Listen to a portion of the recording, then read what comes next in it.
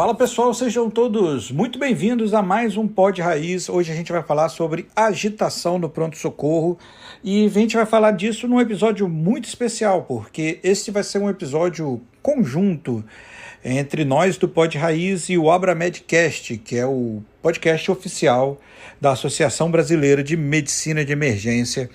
Vamos ter a participação do Super Guilherme Rezener, que é emergencista e é a voz oficial lá do AbraMedCast, e eu, Leonardo Goltara. Sem muitas delongas, vamos direto para o episódio que vocês vão ouvir agora, na co-apresentação minha e do Guilherme. A gente se vê. Quando eu estava no 5º semestre da faculdade, fazia estágio no PS de cirurgia, emergência cirúrgica. Um dos primeiros plantões, chegou a polícia com um paciente que tinha tentado suicídio, um corte no punho. Olharam a primeira pessoa de jaleco branco, este que vos fala, né? E passaram o caso. Eu, como bom acadêmico, né, fiz aquela cara de ok. Quando eu olhei pro paciente, olhei pro lado de novo, a polícia não tava mais lá. Fui examinar o paciente, chamei o paciente, fiz o estímulo doloroso e nada do paciente responder. Mas tinha pulso e tava respirando. Ok, tá vivo e responsivo. Vou conversar com o staff. Enquanto eu tomava um esporro por ter aceitado o paciente, que eu não tinha aceitado, né? Mas a gente ouve no corredor os gritos do paciente e o barulho, o caos, quebrando coisas, brigando com a equipe, derrubando material. E aquela situação que a gente saiu da sala para ver o que estava acontecendo. Eu sou Guilherme Rezener, médico emergencista. Para discutir o que a gente faz num caso desses, eu recebo o Dr. Leonardo Goltara, supervisor da residência de medicina de emergência da Multivix, emergencista titulado pela Abramed e fundador do @emergência raiz. Esteve conosco no episódio 46, onde a gente conversou sobre dose única de ketamina no departamento de emergência para pacientes com ideação suicida. E a gente viu que a evidência ainda é fraca para a gente adotar isso como rotina. Então hoje nós temos um Abramed Raiz, é isso? Goltara, seja muito bem-vinda. Obrigado, Guilherme, pelo convite mais uma vez. O AbraMedCast é sempre raiz. Vocês têm feito um trabalho maravilhoso de divulgação da especialidade, como podcast oficial da nossa querida associação.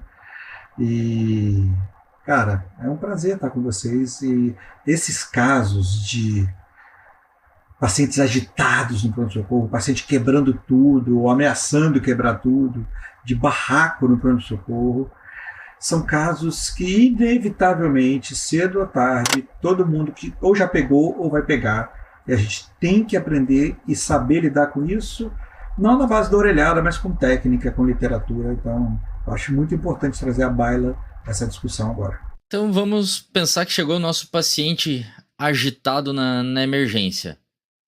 Por onde é que a gente começa? A gente já chega com Aldol e Phenergan IM ou a gente vai estratificar essa agitação antes? Aula de jiu-jitsu? Não. A gente não começa pela aula de jiu-jitsu nem de MMA. Cara, o primeiro passo é assim, entender que existem agitações e agitações. Tem paciente que está gritando, mas não está ameaçando fazer nada. É uma agitação, digamos, verbal, está sendo inconveniente, mas não necessariamente agressivo. Tem um outro tipo do paciente que ele já está, além do desconforto verbal, da gritaria, da voz ameaçadora, ele já está ameaçando, de fato, agredir alguém. Esse poderíamos chamar aí um nível 2 de agitação de agressividade, que ele, além de falar, está ameaçando. E tem o nível 3, que a gente pode chamar assim, que é o paciente que de fato já está agredindo. O paciente que de fato já partiu para quebrar, agredindo seja outros pacientes, seja a si mesmo, seja alguém da equipe, ou até mesmo agredindo o patrimônio. Porque não pelo valor material do patrimônio, mas alguém que começa a quebrar um vidro, quebrar um patrimônio, quebrar uma cadeira, ele já está num nível de agressividade que você tem que estar ciente que ele pode querer quebrar a cara de alguém, quebrar a integridade física de alguém. Então, é isso. 1, verbal. 2, verbal com ameaças. 3, agressões de fato seja a pessoas, seja ao patrimônio daquele local que você está trabalhando. Então, o primeiro ponto que a gente precisa fazer quando chega um paciente agressivo no pronto-socorro, agitado barra agressivo, antes de saber qual é o diagnóstico, antes de saber qualquer coisa, é você avaliar o tamanho da ameaça que você está enfrentando, o tamanho dessa agressividade. A literatura traz pra gente esse 1, 2, 3 como o leve, que é aquele paciente agitado, mais cooperativo, geralmente aquele que procurou por meios próprios, às vezes até a emergência. Moderado, que é aquele paciente que está disruptivo, que está incomodando, mas não é um risco nem para ele, nem para mim, nem para minha equipe. E o severo, né, que é o paciente que está perigoso para ele e para a equipe. Então é mais ou menos, né, esses 3 níveis mesmo aí que a gente vai pensar. E por onde é que a gente começa com o paciente agitado, Goltar, independente do nível que ele está? Olha, para o paciente que ainda não está agredindo, paciente que ainda não partiu para as vias de fato, a primeira e mais importante coisa de todas é tentar o desescalonamento verbal da situação. Então, você procurar saber o que está acontecendo, por que ele está agitado, por que ele está agressivo, é uma fila que está demorando muito tempo, é uma dor que está fora de controle, é uma insatisfação com alguém que ele considerou tê-lo tratado mal, uma insatisfação com algum resultado, um parente que morreu, um parente que está em sofrimento. Então a gente procura saber o que está acontecendo, conversar, tem técnica para isso, né? Você nunca vai sozinho tentar fazer esse desescalonamento verbal, sempre acompanhado. Você nunca vai tentar fazer esse desescalonamento verbal num local que seja fechado, que você possa ficar encurralado pelo paciente, é sempre num ambiente onde você tenha uma rota de fuga, caso ele parta para uma agressão propriamente dita. E você não vai oferecer para ele um café, uma bebida quente no desescalonamento verbal. Se você for levar algo de conforto para ele, leve algo que não traga perigo, leva água. E assim, tenta procurar entender o que está acontecendo. E nesse momento, uma estratégia muito importante de desescalonamento é o que a gente chama de validação. Porque dificilmente, muito dificilmente, um paciente está totalmente agressivo sem nenhum motivo. A gente pode até dizer que o motivo não é proporcional, ele pode estar desproporcionalmente agressivo, mas alguma coisa tem, via de regra. Então, assim, a primeira questão, em vez de a gente falar sim, mas eu não concordo com o que o senhor está fazendo, é a gente procurar validar o paciente. Então o paciente fala, porque a fila está demorando muito.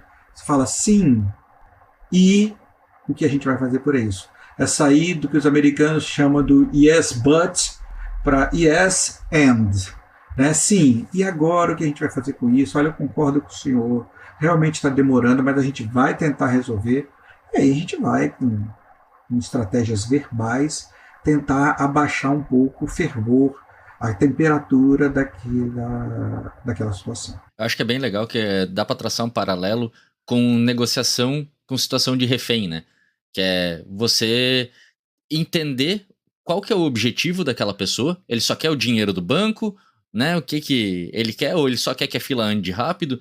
E daí você tem várias coisas aí no desescalonamento, né? Que é o que tu comentou, de a gente vai ter a nossa postura um pouco mais relaxada, evitar de ter muita gente falando ao mesmo tempo, principalmente paciente que tá em surto.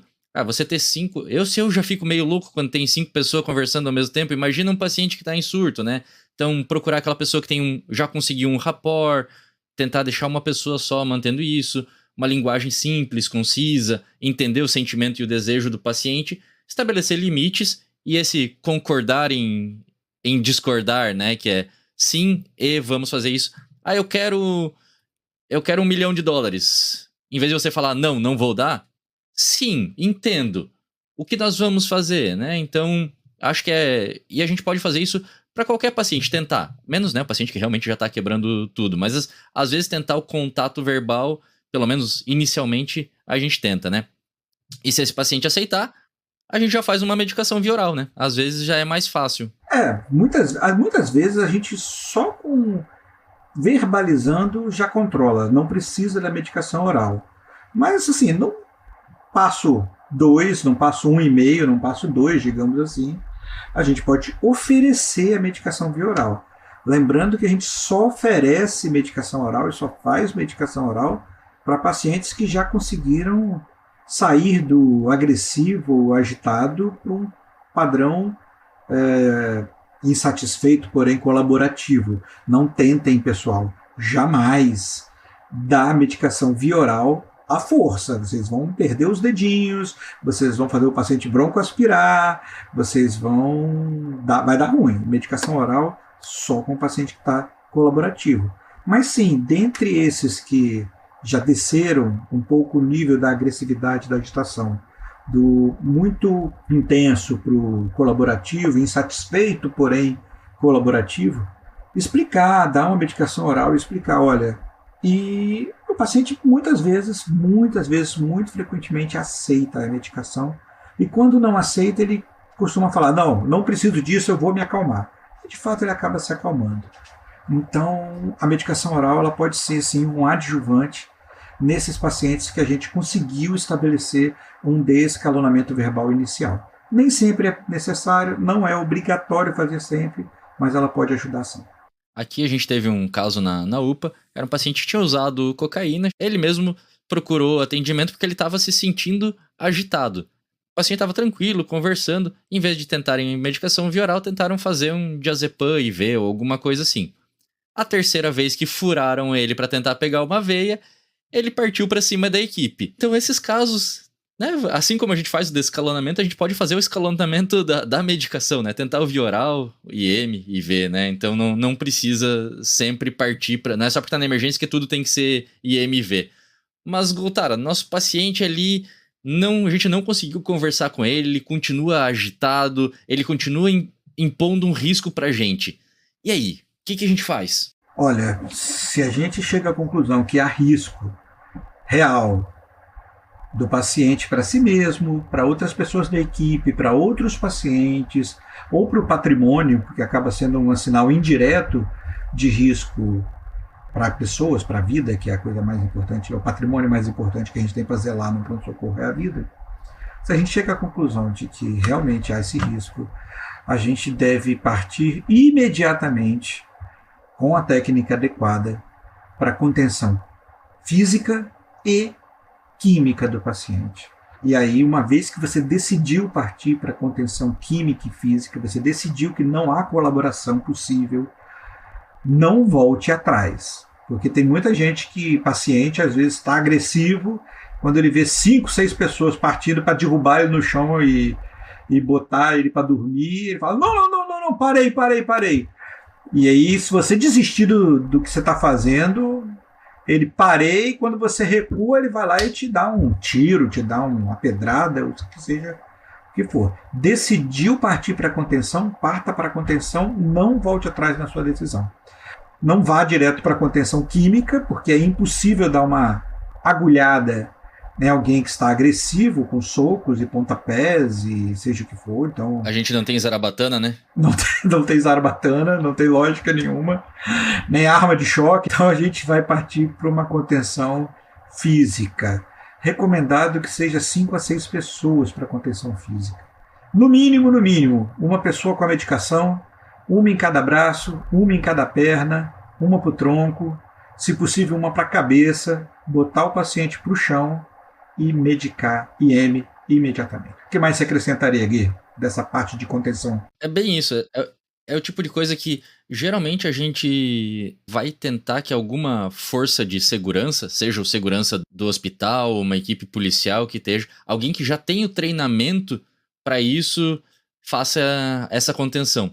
O APH é bem mais difícil, né? A gente geralmente tem equipe reduzida, vai ser uma guarnição da polícia e a gente meio que deu, né? Então um pouco mais difícil de fazer essa técnica mais adequada de 5 a 6 pessoas. Geralmente vai ter 3, 4 pessoas, então um pouco mais difícil. Mas de qualquer maneira, é muito importante isso, né? É IM. E eu quero desligar o disjuntor desse meu paciente para que eu possa eliminar o risco imediatamente, o mais rápido possível.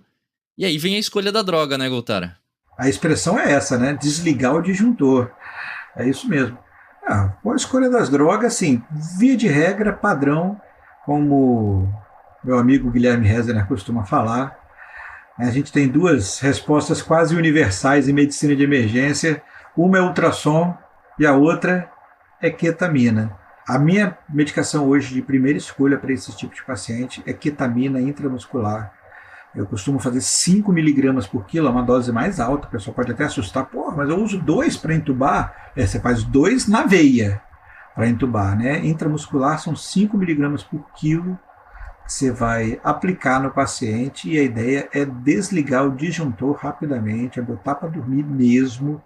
Mas se der problema respiratório, se o paciente evoluir com insuficiência respiratória, primeiro que não costuma acontecer essa dose nesse tipo de aplicação, nesse tipo de paciente. Mas se acontecer, paciência.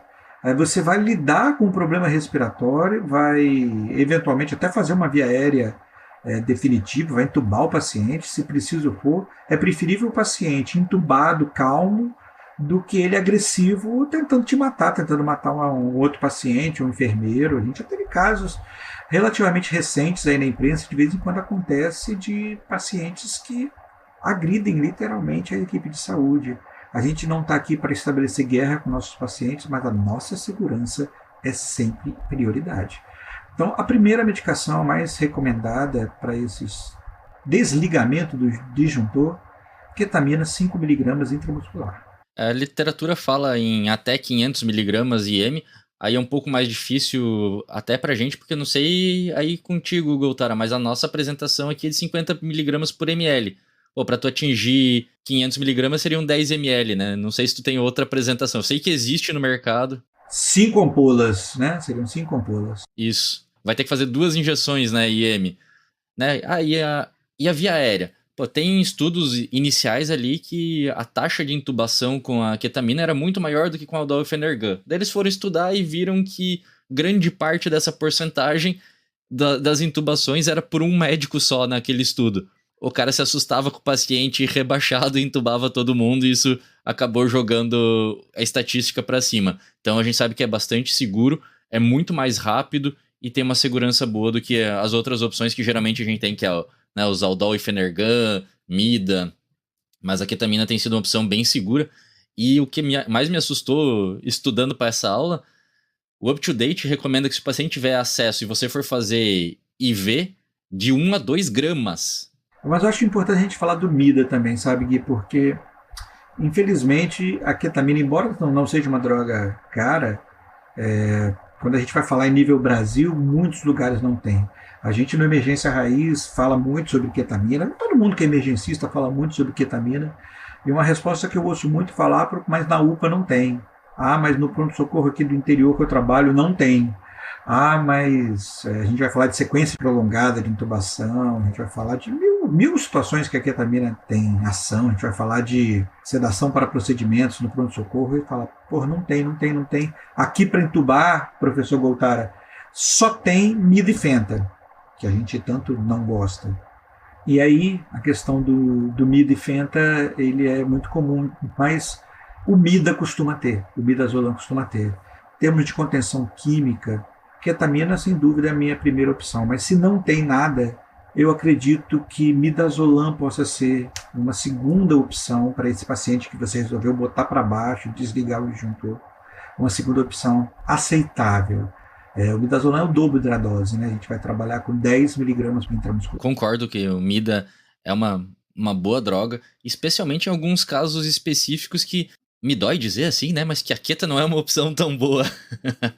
Mas paciente com, né, o clássico intoxicação por cocaína, tratamento é benzodiazepínico. E aí a gente vai querer um benzodiazepínico de ação rápida e meia vida curta, né? Americano fala muito em lorazepam, mas pra gente é indisponível. Nosso benzo de meia vida curta e ação rápida é Midazolam. E a gente tem uma experiência tranquila com isso aí, assim, dá para fazer. Esse sim, amplamente disponível, acho que até nos interiores do país, até nas pequenas cidades, nas pequenas emergências, vai ter Midazolam. Para o paciente com usuário de cocaína, por exemplo, ele é uma boa opção. E outro paciente que a gente evita a keta é o esquizofrênico, né? Aquele paciente que a gente já sabe que é um paciente psiquiátrico, que está num surto, um paciente conhecido.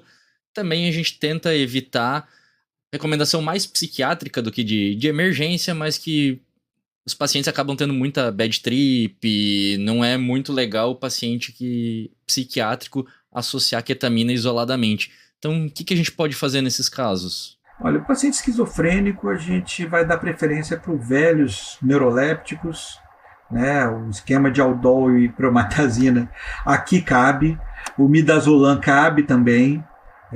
Ele é um desafio, o esquizofrênico, o paciente psiquiátrico, já usuário de múltiplas medicações, porque ele literalmente faz tolerância, mas para esses pacientes o esquema de haloperidol, promethazina e um benzodiazepínico pode ser uma boa opção. Um outro paciente que a gente costuma evitar a ketamina nessa dose mais alta são os idosos, né? Mas o idoso que está botando o pronto-socorro abaixo não é comum. O idoso, ele é comum ter delírio, ele é comum ter um pouco de agitação, mas ele não é comum chegar no ponto dele estar agressivo, querendo bater, querendo quebrar, querendo matar. Mas se você chega nesse ponto de precisar desligar o disjuntor do idoso, também a gente acaba evitando tanto a ketamina, evitando até o midazolam também, porque é mais complicado. A gente vai ficar bastante ao redor dos neurolépticos, né? O haloperidol, o grande neuroléptico tem, VIM que a gente tem, e se o paciente for colaborativo, a gente pode abrir mão dos antipsicóticos atípicos, né? Olanzapina, risperidona, quetiapina. Essas são apresentações que a gente não tem venosa no Brasil, quase em lugar nenhum, mas que oral costuma ter. E se você consegue, de repente, fazer um Aldol-IM com uma quetiapina VO, o paciente aceita, pode ser uma boa opção. Beleza, então a gente tinha um paciente que estava quebrando tudo, a gente foi lá, conseguiu acalmar o paciente, fazer a tranquilização rápida, e agora, o que a gente vai fazer com esse paciente? Eu amarro ele na cama e deixo até vir o psiquiatra, a hora que passar o efeito da medicação, ele fica lá gritando amarrado, ou eu deixo ele sedado, entubado para sempre? Nenhum nem outro. A ideia é fazer um despertar lento desse paciente, né? A gente não quer que ele acorde rapidamente e volte a quebrar tudo, e nem quer que ele fique dormindo para sempre. Então, assim, o despertar lento é uma boa ideia para esses pacientes. Chamar o psiquiatra sempre, chamar os especialistas são bem-vindos. Mas um despertar lento, e para esse despertar lento, assim, a minha primeira opção hoje em dia tem sido usar dexmedetomidina, Precedex, né, nome comercial mais famoso, associado ou não com ketamina, né, o Ketodex também é uma boa opção. E a gente vai tentar despertar esse paciente lentamente, mas nesse momento, desse despertar, a gente já vai atrás de descobrir por que ele estava quebrando tudo, qual foi a causa, né? Aquela necessidade imediata de intervenção já passou. Agora você ganhou ali seus 10, 15, 20, 30 minutos para você tentar resolver o problema e evitar que as coisas cheguem naquele ponto novamente. Isso é bem importante, né? Até agora a gente não tinha falado na causa, né? A nossa segurança é a prioridade, a segurança do paciente, da equipe. E a gente sabe que tem pacientes que estão agitados por muita coisa. Eu lembro de um caso aqui que foi acabou saindo na mídia, que era um paciente que estava num centro comercial, agitado, quebrando tudo, brigando com todo mundo. Chegou a polícia, fez a contenção mecânica, como era na frente do hospital, eles acabaram levando direto pro hospital. Chegou lá, o paciente parou. Conseguiram reverter e viram que era o paciente que estava com infarto extenso. Então, provavelmente, a causa da agitação dele foi falta de oxigênio no cérebro, né? Então, a gente tem que pensar nisso, que nem todo paciente é psiquiátrico. A gente tem que garantir que vamos agora investigar as causas e tratar as causas. Seja hipóxia, um baixo fluxo, uma hipoglicemia. Exatamente. Na verdade, eu diria que a menor parte dos pacientes vai acordar, vai falar assim, o que vamos fazer hoje? Vou no pronto-socorro quebrar tudo e causar confusão. Não é isso que acontece. O cara vai no pronto-socorro por um motivo, ele é levado ao pronto-socorro por um motivo, existe um sofrimento acontecendo de alguma ordem física, psíquica, social, espiritual, que seja, como diria o pessoal do cuidado paliativo, mas existe alguma coisa acontecendo ali que a gente precisa abordar e tentar resolver. É o mnemônico que tem, que é o Find Me, né? O Me Encontre, que é funcional ou psiquiátrico, né? O paciente que tem uma doença psiquiátrica já de base, infeccioso, seja por uma sepse ou uma infecção do sistema nervoso central, neurológico, às vezes tem alguma coisa crescendo na cabeça, às vezes tem, né, pode ter um AVC que vai desencadear essa agitação, drogas, tanto o uso quanto a abstinência, metabólico e endócrino são coisas que vão ter que passar na nossa cabeça quando a gente está pensando em cuidar desse paciente, em tratar esse paciente. E a gente precisa lembrar, dentro do funcional ali, que você falou do paciente que estava quebrando tudo porque é psiquiátrico, às vezes o paciente está querendo ir no banheiro, ele está com bexigoma.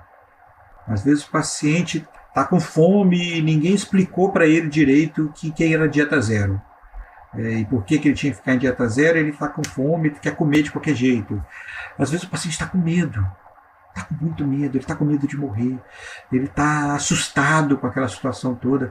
Vamos combinar que o pronto-socorro, um departamento de emergência, é um lugar altamente assustador e caótico para quem não está acostumado, sabe? Então, assim, dentro do funcional não é só psiquiatria, doença, mas também toda a questão de necessidades não atendidas.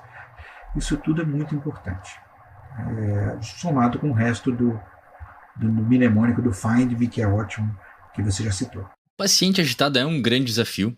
É importante a gente garantir a segurança nossa, da equipe e do paciente, pensar sempre em tentar começar fazendo descalonamento verbal, tentar medicação via oral se o paciente tiver colaborativo e eventualmente partir para uma tranquilização rápida e a contenção química e mecânica depois.